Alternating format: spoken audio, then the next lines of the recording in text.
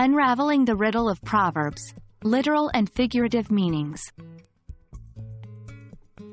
Hello, language learners. Welcome back to our series on idiomatic expressions.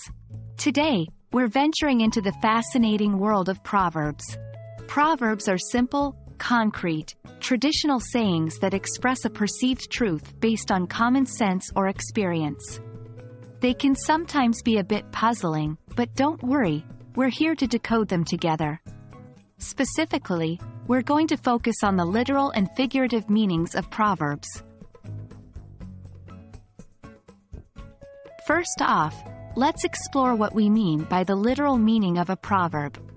The literal meaning is the most immediate or direct interpretation of a phrase or sentence. It is what the words collectively signify on face value. But, here's the trick. With proverbs, the literal meaning often doesn't make much sense, or it seems oddly specific for such a commonly used phrase. For example, consider the proverb, "Don't count your chickens before they hatch." Literally, this proverb is advising against making plans on the number of chickens you'll have before the eggs actually hatch.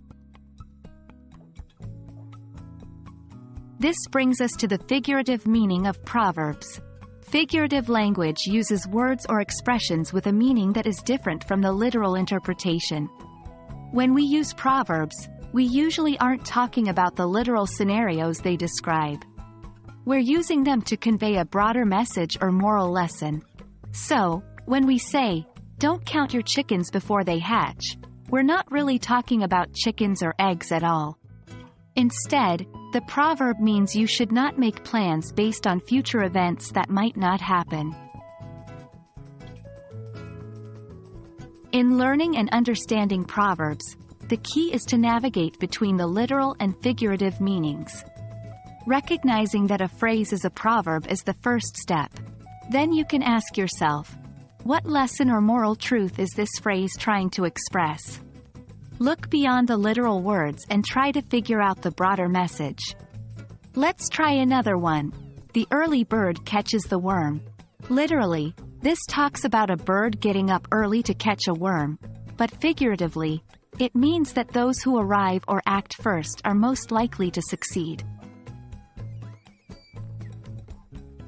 We hope this exploration of literal and figurative meanings in Proverbs has been enlightening.